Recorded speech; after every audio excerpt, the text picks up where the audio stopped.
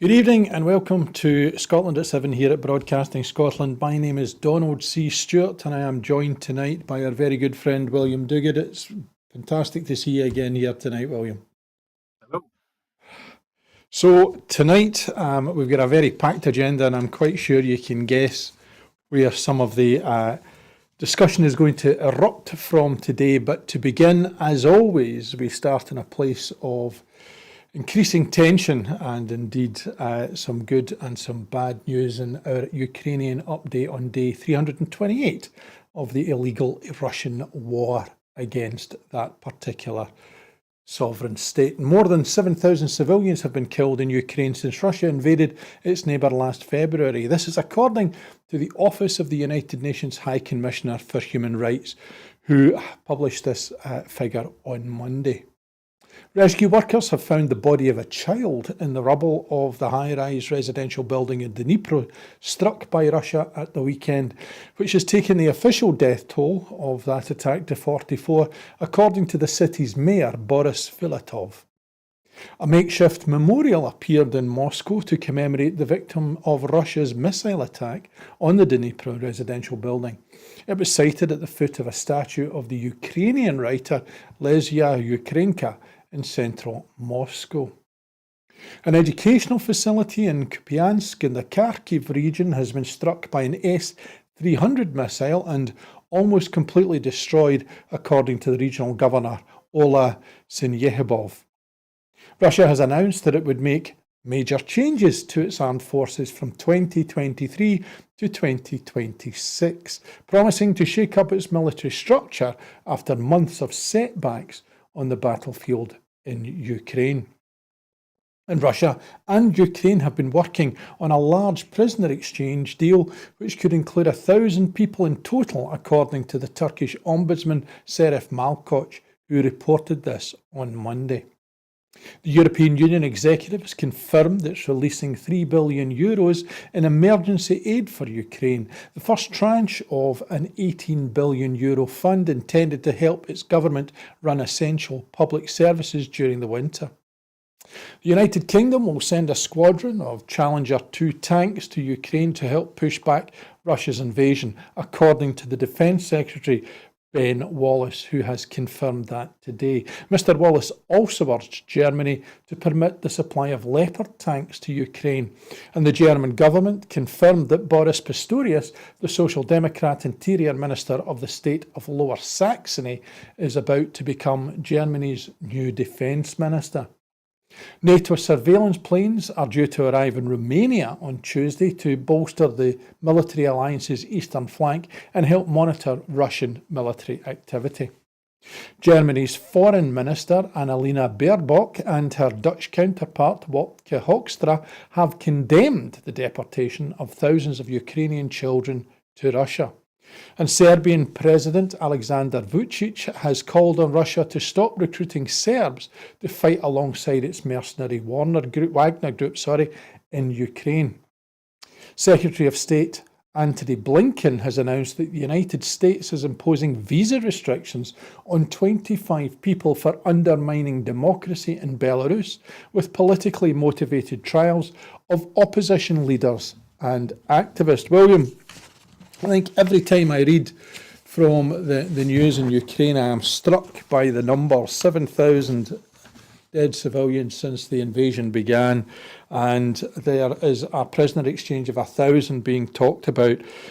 But the thing that probably sticks out to me after a number of months of issues and problems that the Russians have had, who it is believed thought they would just steamroll through Ukraine, and it would be a bit like the Belgians in the First World War with the German invasion. They would just lie down in a sense.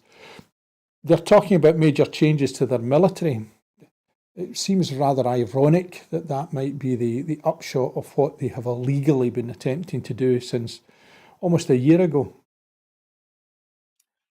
Yes, Russia's in an interesting situation. I think they did think they might steamroller their way through. I think probably, I'm not a great student of history in terms of Ukraine, but I think they should have probably guessed that it wouldn't be that easy at all. And yeah, we're now getting into something that seems to have no obvious end, and yet it must end at some point. And every night, and I'm sure you've been through it so many times, just a recipe for the confusion of war and the tit for tat that goes on. Russia constantly revamping its military. It had the conscripts a little while ago, and now more changes, and a lot of it really for the consumption of the Russian people in terms of this is what we're doing, and of course the story they tell about that. I wish I knew where this would end. I really do, because it could go on for many, many months yet, particularly as we get through the winter rather. Yeah, 7,000 civilians and many, many more to come, I think. Indeed, and from our scrutiny in terms of what has been happening in Ukraine, we turn to something that has had months of scrutiny, which is the Gender Recognition Reform Bill, as the Scottish Secretary has blocked it. The United Kingdom government today formally blocked the bill passed by Scotland's Parliament, creating a self-identification system for people who want to change gender. First Minister Nicola Sturgeon said the decision by Scottish Secretary Alistair Jack would inevitably end up in court. Announcing the decision to the Commons, Mr Jack also said he expected the issue to be decided in this manner. Mr Jack told MPs he was making the so-called Section 35 order under the 1998 Scotland Act, which created the devolved Parliament, which meant the Gender Recognition Reform Scotland Bill would not receive royal assent. The SNP called the decision an unprecedented attack on the Scottish Parliament and on devolution. The party secured a further emergency Commons debate after Jack's statement to discuss the constitutional implications. And what have been described as farcical scenes, the Scottish Secretary made his appearance before MPs and had not been able to read the statement of reasons in which the UK government set out its legal basis for imposing the Section 35, published nearly 2 hours later.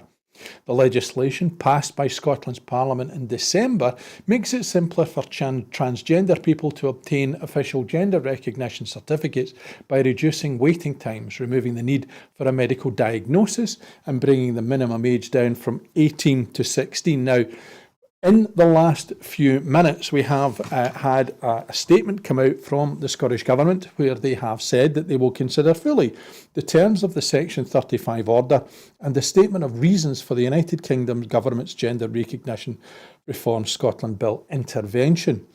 Answering an urgent question in the Scottish Parliament, Shona Robson, the Social Justice Secretary, commented, "The decision by the United Kingdom Government to make an order under Section 35 of the Scotland Act 1998, preventing the Gender Recognition Reform Bill, which was passed with an overwhelming majority from proceeding to royal assent, is a dark day for trans rights and a dark day for democracy. I question why the UK Government has chosen, for the very first time, a Section 35 order against the clear will of this Parliament on an issue with this Parliament's competence, rather than, for example, a Section 33 if there were issues with reference to reserved matters. And I question," she went on, "what the implications are for future legislation of this Parliament." The Secretary of State, she commented, says that he wants to find a constructive way forward, but the UK Government had multiple opportunities to provide constructive comments during the extensive consultation on the bill and during its passage, and it did not do so. William, I think there are two issues here, and I think if we can divorce one from the other, if I may use that terminology, there is a right debate going on in terms of trans rights and so on. But if we park that for a moment, the issue here, I think, is one where 88 to 38 was the vote.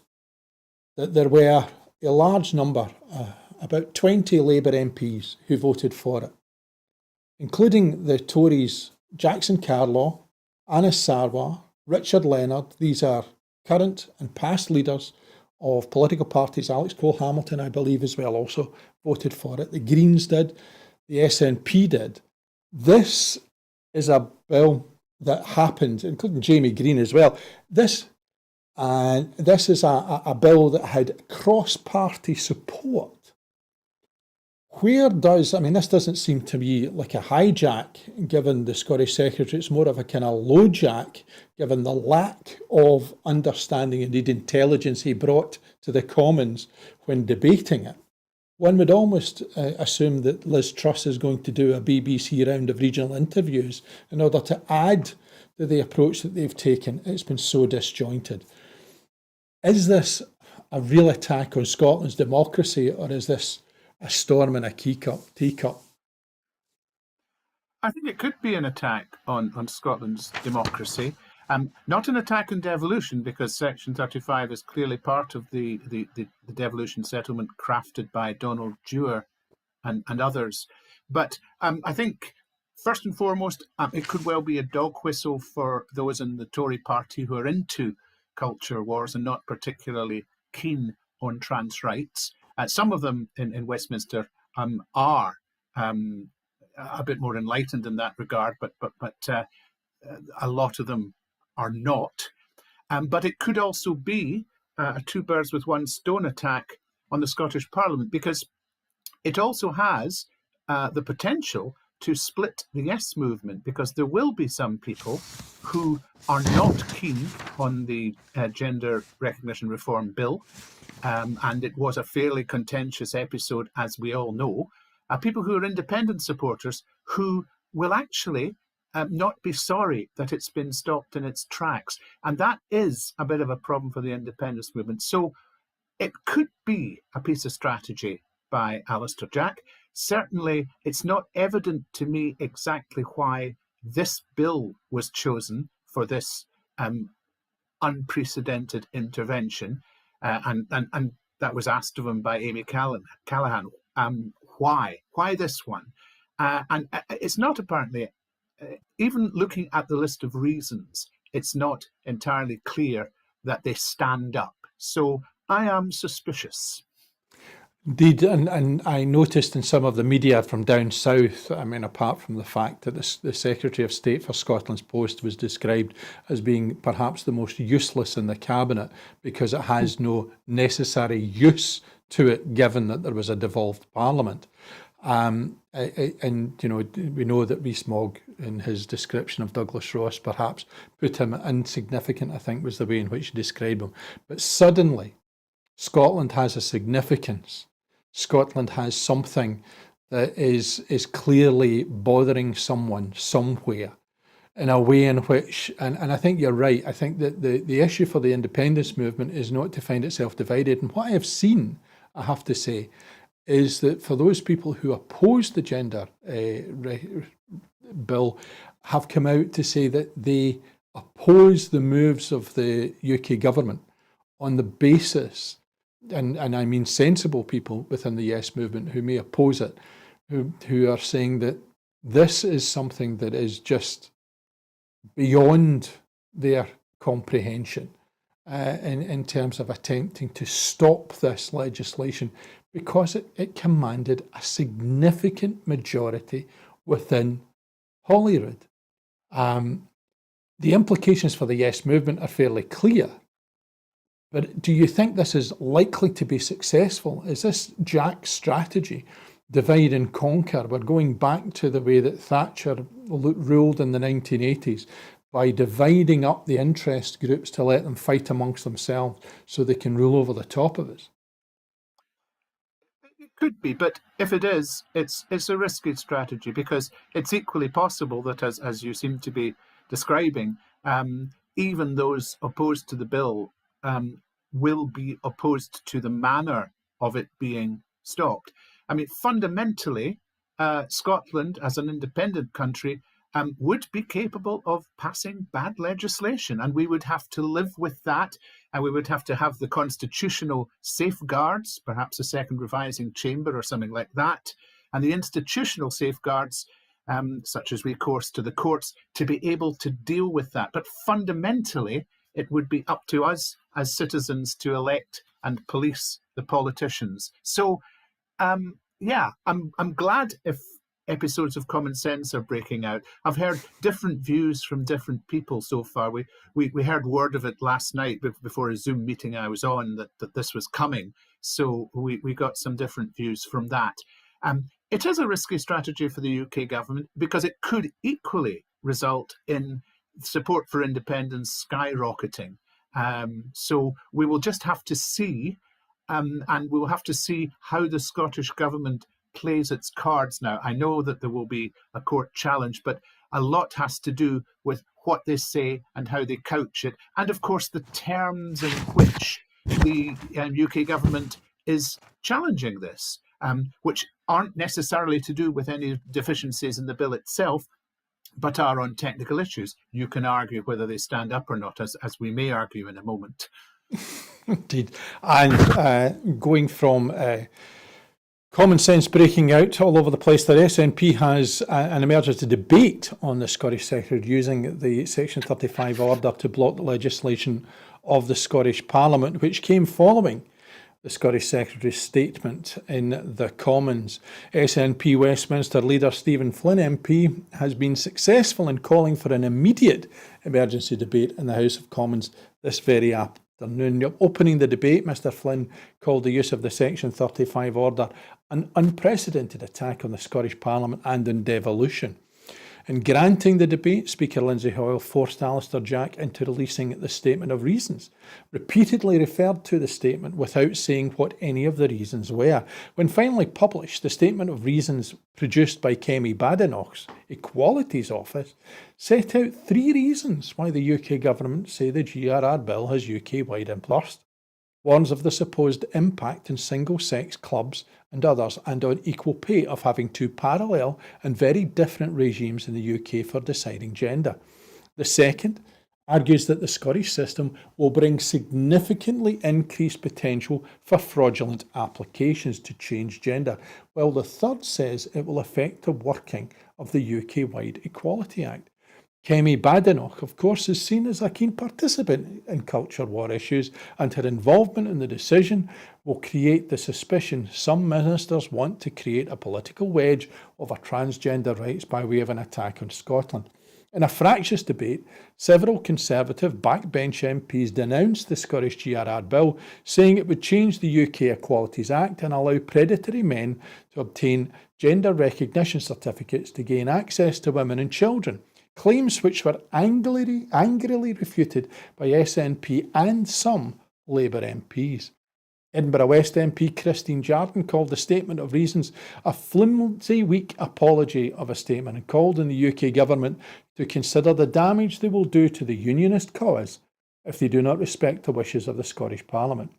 In speech after speech, SNP MPs accused the UK government of using one of the most marginalised groups in society to pick a fight with the Scottish Parliament. And in the Scottish Government statement that came out, Shona Robertson has gone on to say, however, I want to be very clear to all trans people that I know they will be incredibly upset by this decision. This government will seek to uphold the democratic will of this Parliament. And I suppose that does bring us, William, into that debate here. There are 3 reasons given, and I've worked in gender politics and indeed in this sort of area for quite some time, and there are reasonable people out there on both sides who have plenty to argue over.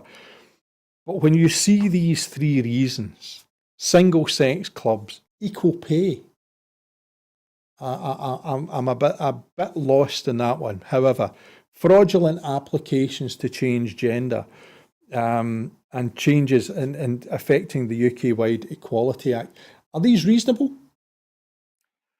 I think they can all be challenged in one way or the other.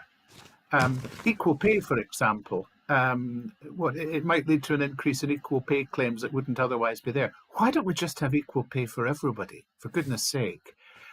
Abuse and malicious actors, you don't actually currently, under the Equality Act, need a gender recognition certificate in order to access single-sex spaces. So there is a problem under the current setup. Now, that should be addressed if there are malicious actors, and there should be protections, and indeed probably there should have been protections in the bill. But whether it's a significant thing that changes the landscape so much in the UK that it needs to be challenged now, I would very, very much doubt. Overall, with the reasons being given, I would say that Alistair Jack's view that the Scottish government should go and just amend things so that this works for everybody after that.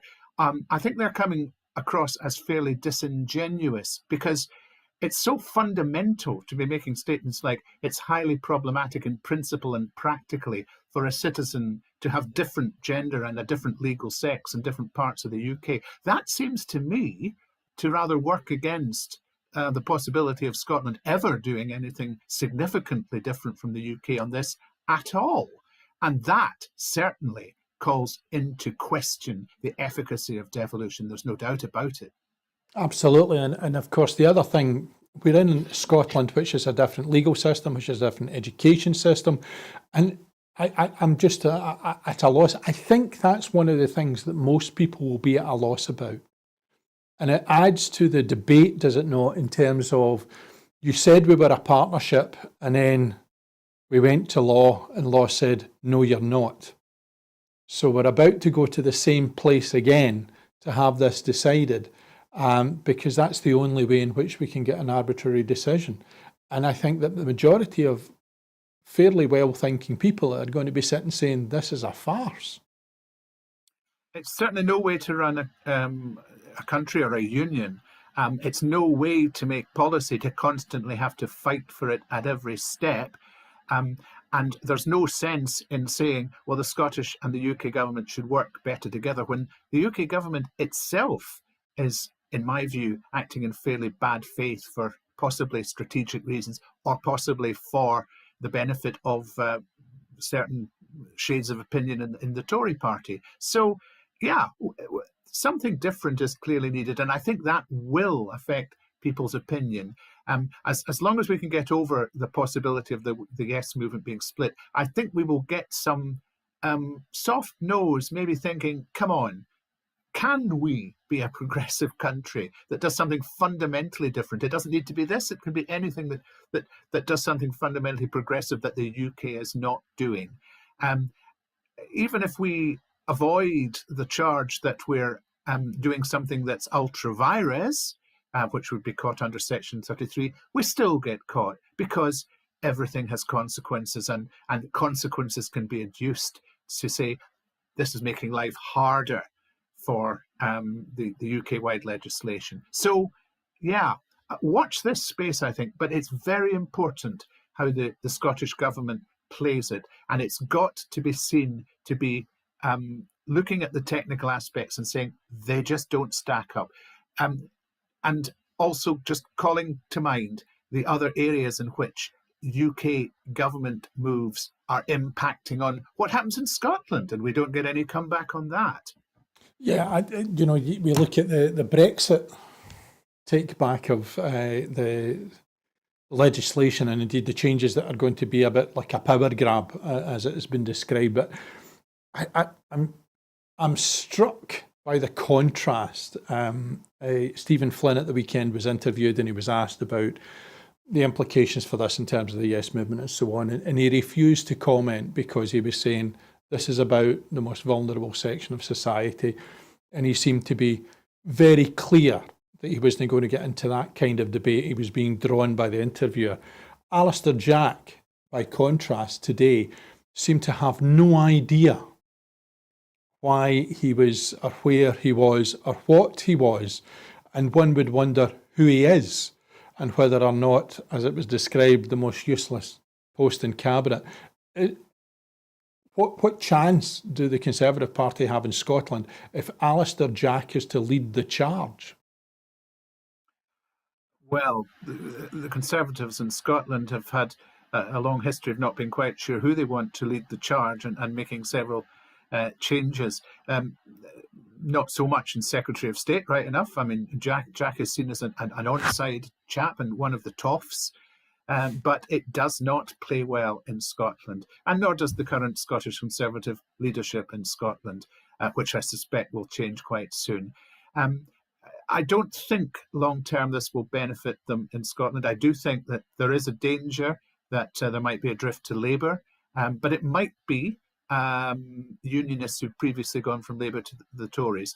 I wouldn't be putting money on the Tories having a great immediate future in Scottish politics, because a lot of people are being very, very turned off, I think, by their attitudes. Indeed, in further news today, that new figures show drop in real terms pay across the United Kingdom. Average real terms pay in the UK fell at amongst the fastest rate for more than 2 decades at the end of 2022, as public sector pay deals continue to fall behind the private sector during the cost of living crisis. The Office for National Statistics has said that wages in real terms declined by 2.6% in the 3 months to November, which is among the largest fall in growth since comparable records began in 2001. Without adjusting for inflation, annual growth in regular pay for all workers, excluding bonuses, strengthened to 6.4% over the period. It was the fastest growth since 2001, excluding the pandemic, when official pay figures were distorted by the furlough scheme, but still well below the current headline inflation rate in the UK of 10.7%. The Scottish Government encourages organisations and businesses to pay the real living wage, which has resulted in Scotland having fewer employees paid less than the living wage than anywhere else in the UK. The SNP Scottish Government is an accredited living wage employer and has continued to encourage organisations to pay it through the Fair Work Action Plan. According to Living Wage Scotland, 2,800 employers in Scotland have living wage accreditation, giving 57,000 Scottish workers a pay rise as a result. Commenting, Stewart MP said, "Falling wages, rising inflation and soaring energy costs are hammering households throughout this Tory-made cost of living crisis, with things set to only get worse for families if the United Kingdom government inaction continues. The only way for Scotland to escape this economic chaos is with independence." Introducing the real living wage of £10.90 an hour would begin to set right the months of falling wages the UK has seen and give workers a much needed boost to their household finances.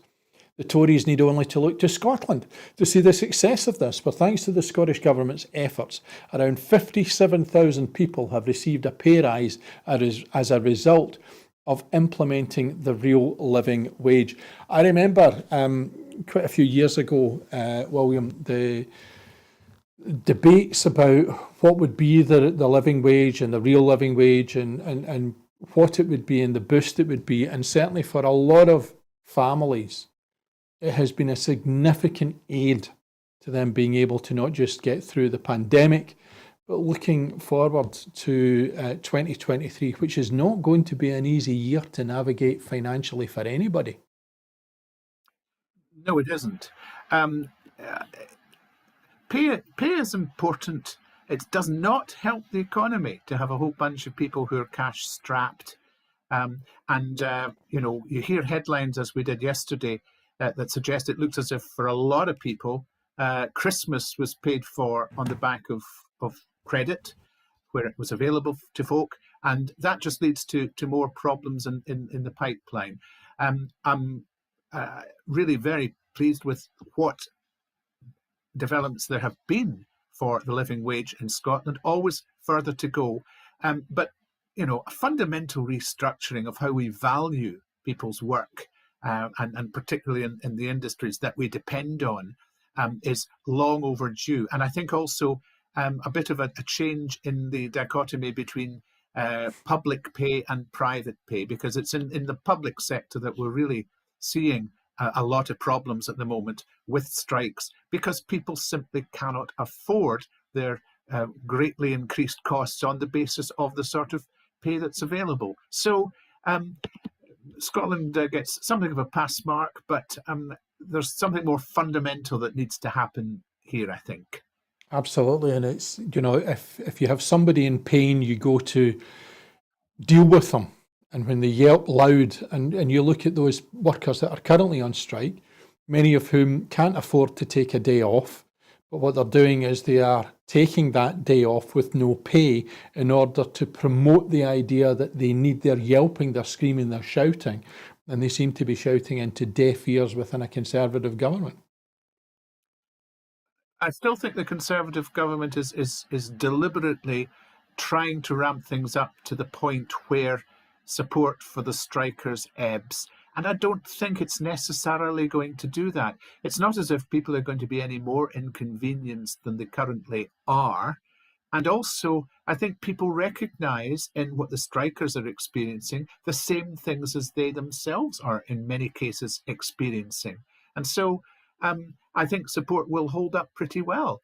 And I think it's a tremendously damaging attitude from the UK government and quite at variance with the Scottish government's approach of continuing the dialogue. And I mean the real dialogue instead of just talking about dialogue, continuing the dialogue with the unions. And I think that really is somewhere where if the UK government had any particular desire to truly fix this, I think they would take a leaf out of Scotland's book. Absolutely. And damage from the UK government from one area we move to another is workforce shortages reveal the rising cost of Brexit. New research has revealed that the UK faces a massive worker shortfall of around 300,000 as a result of the end of freedom of movement.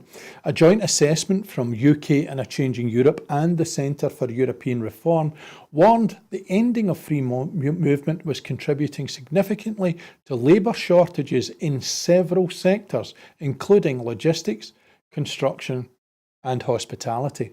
Commenting, the SNP's Europe and EU accession spokesperson Alan Smith MP said, the costs of Brexit are piling up before our eyes, with the latest reports revealing the scale of worker shortages.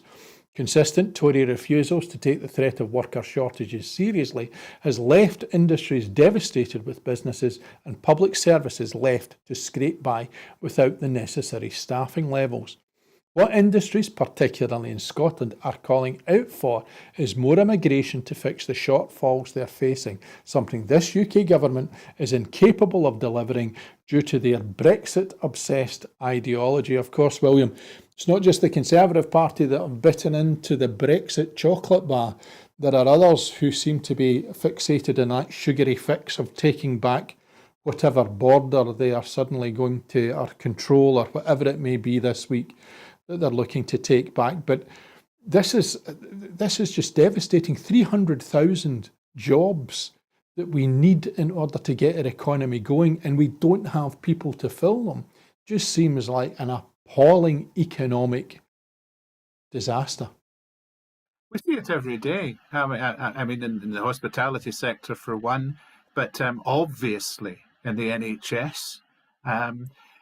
Sometimes it is hard to untangle the causes, whether it's Brexit or whether it's COVID, but no other advanced economy has failed to return employment to the pre-pandemic levels. We are outliers. The UK is an outlier in this.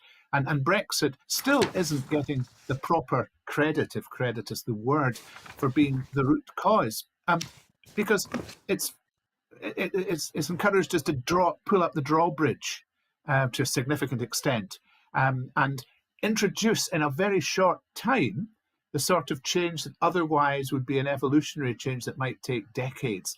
And now we need to adjust, and it looks like we're in for a bumpy ride, and one that will continue in that fashion for quite some time. And that bumpy ride in terms of what we're looking at, you've mentioned the hospitality sector. I'm quite sure that come harvests, we're also going to see a lot of fruit and vegetables and produce left standing because, like last summer and autumn, they didn't have the people to go out and pick. This can only get worse. When's the point come where people wake up to it, do you think? Well, I think people are already waking up to it. They just don't know what the solution is. And short term, there probably isn't a solution. We know that an independent Scotland would have a vastly different approach to immigration because we sorely need it. We know also that an independent Scotland would at the very least be looking to have some form of trading link with the EU, in the shortest possible time, be that full membership in time, be that associate membership in the meantime, be that even EFTA. We know that that would be different, and that the will is there for Scotland to do it. What we have to do as the Yes movement is constantly point that out to people, and use occasions such as the 31st of January, the third anniversary of Brexit, to make it known locally. I know there's a big do going on organised by Leslie Riddick's Time for Scotland campaign in Edinburgh, and we've got one in Perth where we're showing, sorry, I'm going to plug here, the hub is showing the film Stone of Destiny at the Suter Theatre, and then we're going to walk into town with our battery-operated tea lights, leaving a light on for Europe. And we need to keep pointing that out and to make sure we film it and make sure people know about it. It's a long process, but I think people will come round if we just persist. And from battery-operated tea lights, the Scottish Greens have said today that new oil licences will be disastrous for the environment. Scottish Greens have warned that if the UK government allows new oil and gas drilling in the North Sea, it's going to be or spell disaster. The warning comes as the North Sea Transition Authority, the NSTA, which regulates the sector, has announced that a total of 115 bids have been received from 76 companies covering 258 blocks of the sea. The NSTA has said that the bids will now be studied, and those that go ahead could begin production in as little as 18 months. Last week, the Scottish Government published its draft energy and just transition strategy, which included a commitment to oppose new oil and gas exploration licences. Scottish Greens Environment spokesperson Mark Ruskell, MSP, said, "If new oil and gas drilling is permitted, it will be disastrous for our environment. The world is on fire. We urgently need to move on from fossil fuels, not burn even more of them. It is shocking that the UK government can look around at the climate chaos we are living in and decide that it's time to offer even more of our North Sea to polluters. Renewable energy is the cheapest and cleanest energy available and can be at the heart of our transition to a sustainable economy." William, you mentioned earlier on about, the move to doing things differently. Here is a set of circumstances where yet another massive difference between what the Scottish Government has as its agenda and the Westminster Government has as its agenda. And I noticed Greta Thunberg today in Germany being arrested, and I know that her view was very well expressed in terms of the coal mining operation that's been granted a licence down south. This is just yet another example of two minds within a simple island, but with very, very different perspectives. The Scottish Government, and prompted very much by the Greens, has published its strategy, and there's no support in there for oil and gas. There's certainly no support for coal extraction, which rather goes against what the UK government's doing with the Cumbria mine. And we have the ability to do this if we have the investment and we're allowed to get on with it. But the problem is that it's reserved. And while we're in the Union, I very much doubt that we can muster the financial resources to do very much about it anyway. So it is urgent that, again, we make it clear to people what we can be and how it contrasts with what we are, and how increasingly, because I do think today's Section 35 may well be the thin end of a wedge, we'll be unable to do anything about it in any case unless we can free ourselves from the yoke. Indeed, and moving from there into calls today for social tariff when UK government ends support for energy bills, which is galloping towards us. Jeremy Hunt faced calls for a social energy tariff providing cheaper gas and energy for low-income households to be introduced when support ends next year. In an open letter to the Chancellor, 95 charities and non-profit organisations urged the government to move quickly to legislate for a change in energy bills for those in greatest needs, which would ensure they are able to live in their homes comfortably. A social tariff would involve lower income households receiving significant discounts on their energy bills, funded by taxation or by spreading the subsidy cost across better off bill payers. Through the Energy Price Guarantee Scheme, the UK Government provides financial support just now to limit average household bills to £2,500, rising to £3,000 from April for a year. The letter, which was signed by organisations including National Energy Action, Age UK and Scope, calls for that government support to be replaced by a tailored scheme from April 2024. The organisations want to see energy suppliers introduce a discounted, targeted tariff made available to people on existing schemes, including means-tested and disability benefits and the carers allowance, alongside those still struggling with their bills but missing out on support from the welfare system. Social tariffs are commonplace in the telecoms industry, and there have been calls for all energy suppliers to offer them. William, it's April 23, the £2,500 becomes £3,000, it lasts for a year. Sometimes it's very difficult to understand what it is, where it comes from, where you get a £66 a month from, who's getting it, what's getting it, and so on. Something simple, like a social energy tariff, would mean that those on the lowest income could look forward to the winter with at least a degree of security that they were going to be able to survive it. Yeah, at this point, that would work in that respect. Some might fall through the cracks, but you'd have to be careful that you allocated it to all of the right people who needed it.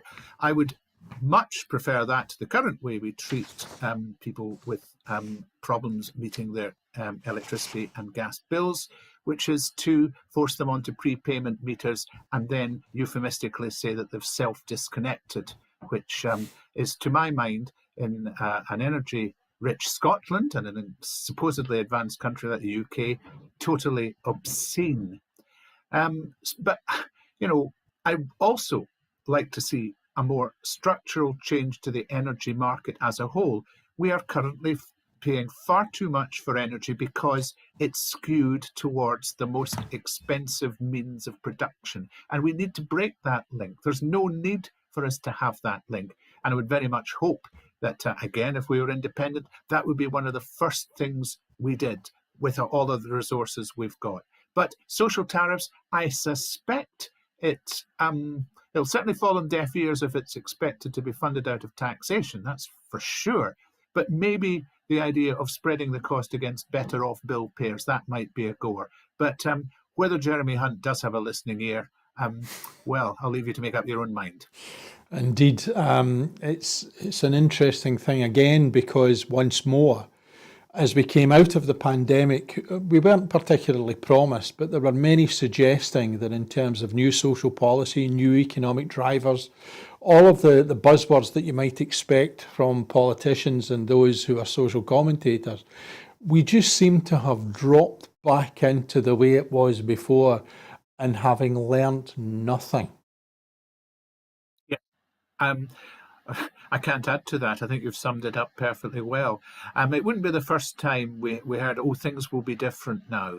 And the older you get, the more you learn to just disregard it. But I am disappointed the extent to which we have fallen back into it, because not only have we fallen back into what we were doing before, we seem to be ramping it up. And we're already one of the most unequal societies in the world, and there's no reason for it to happen. Except greed, basically. And it's not a way to run an economy actually in the most efficient way either. So, yeah, I agree. And while we began domestically talking about democracy, the news today that the US Republicans have already filed dozens of bills to restrict voting in 2023 comes as little surprise. Republican lawmakers across the country have already filed dozens of bills to restrict voting, including proposals in Texas that would increase criminal penalties on people who violate voting laws and enact a new law enforcement unit to prosecute election crimes. The 2023 legislative session comes in the wake of an election that was described by many voting rights advocates as a triumph of democracy, despite the restrictive voting laws that were in place in 20 states for the first time last year. Before this session, at least 26 states enacted, expanded or increased the severity of 120 election-related criminal penalties. This year, Republican-controlled legislators plan to continue pressing for laws that they say would help prevent widespread voter fraud, a problem that voting advocates say doesn't exist, but nonetheless continues to be alleged by Donald Trump and his allies. Several pre-filed bills would further criminalise voters and election officials, a trend that has been occurring across the United States in the past few years. In Texas, where the legislature meets every other year and convened on the 10th of January, lawmakers pre-filed 14 bills that would restrict voter access or election administration, according to the Voting Rights Lab.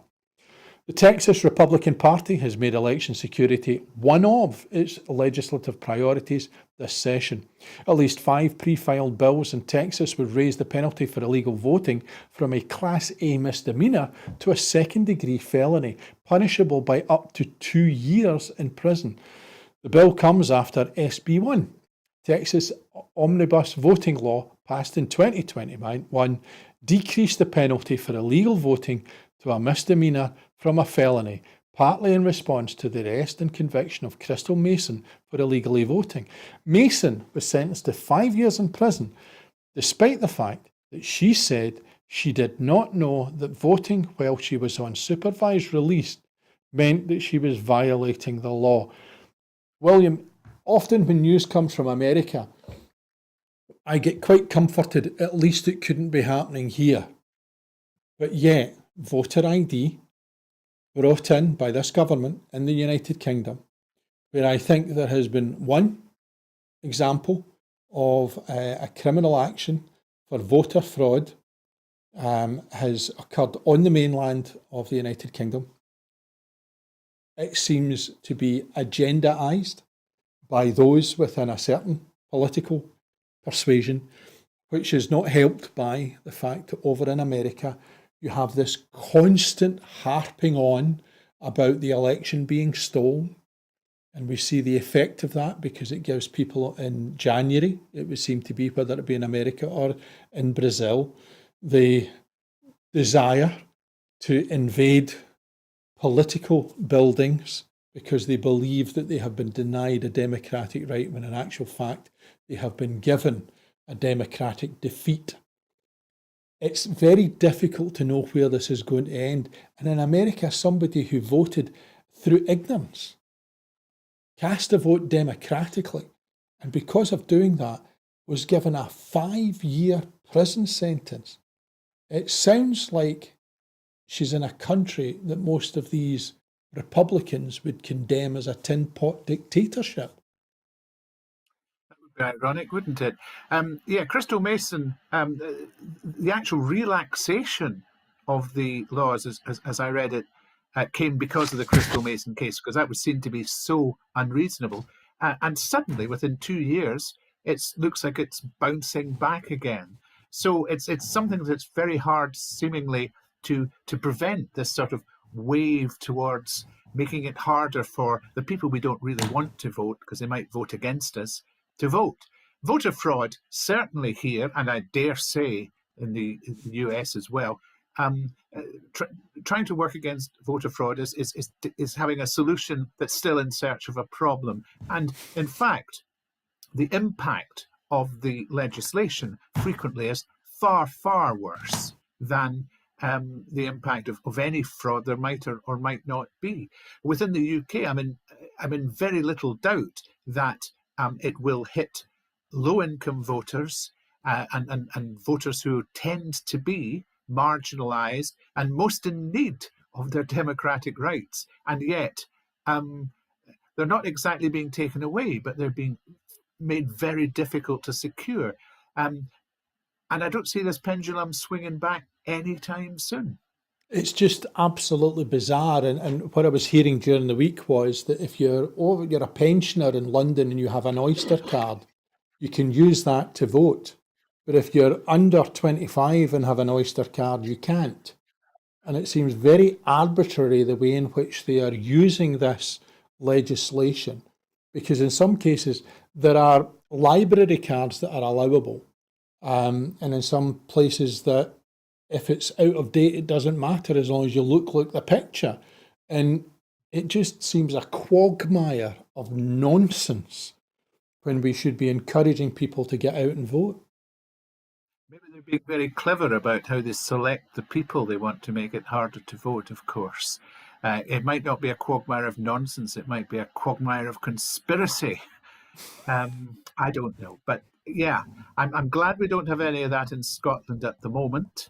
And I don't see it happening anytime soon, unless, of course, it's imposed on us in some way. But yeah, it really is not good. And particularly the levels of criminalization you're seeing in the US.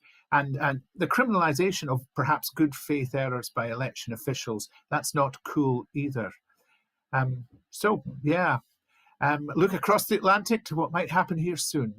Indeed. And one of the effects of looking across the Atlantic is what is freezing coming across in terms of the weather. And tonight there has been an amber warning issued for Scotland, where travellers are being warned to expect significant disruption to journeys following an upgraded amber warning for snow in the north of Scotland. The Met Office issued an amber warning covering parts of the Highlands, Grampian and northern areas in Tayside and Fife, running from 3 p.m. this afternoon until midnight tonight.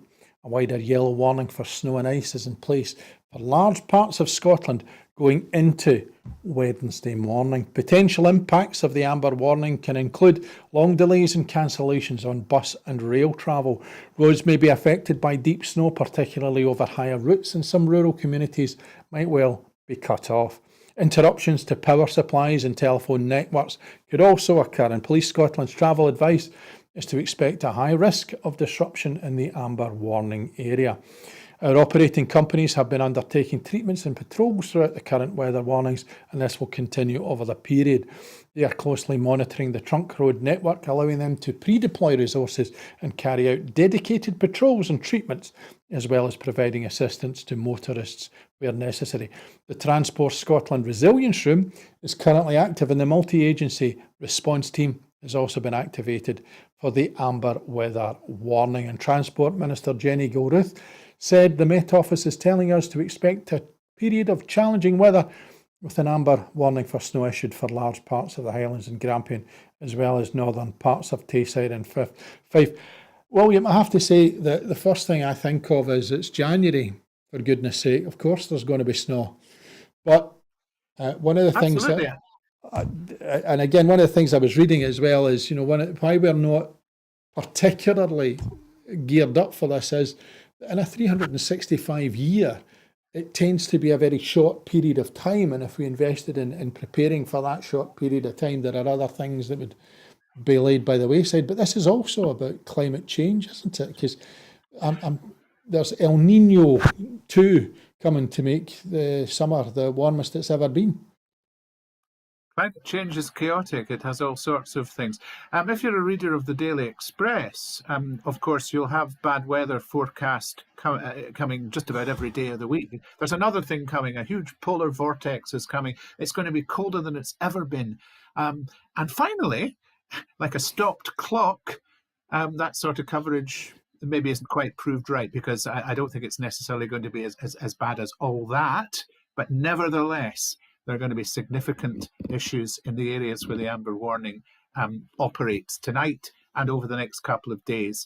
And yeah, it really is a case of planning and not doing anything daft, understanding your journey in advance and thinking about whether you really need to make the journey at all, and make sure you tell somebody when they should expect you. Traffic Scotland, to its credit, has a good "Are you ready for winter" page I was reading while I was doing my research. And it's got a handy checklist of how to get through what, as you have so correctly said, is the weather. Indeed, and I've got a journey up to Fife on Thursday to look forward to, so I shall be reading it now with some degree of trepidation. William, as always, thank you very much for joining us tonight. A pleasurable and enjoyable chat, and I hope to see you again in the very near future. Me too. And that is it for this evening. But before I go, I just want you to remind you that here at Broadcasting Scotland, we depend on the generosity of supporters. So to everyone who's donated and to everyone who has signed up to make a regular monthly payment, thank you very much. And indeed, to everybody who takes the opportunity to use social media in order to promote us and spread our message far and wide, our thank you too. Our programmes, as you know, will always be free to view. However, if you can afford £5 a month, please consider becoming a Broadcasting Scotland supporter. Now, we have set ourselves a target of adding 10,000 new subscribers to enable us to employ staff and make more programmes like the one you've seen tonight. And from tonight, from the quagmire of conspiracy, somebody getting 5 years for making a mistake when they vote. Imagine if that could be a criminal act. And talking about the lowjacking from the Secretary of State of Scotland, who has indeed, and when we were talking about the energy crisis, talking about self-disconnection, not something that Alistair Jack may well have worried about. But from me, Donald C. Stewart here tonight, thank you very much for joining us. It's good night and thank you for watching.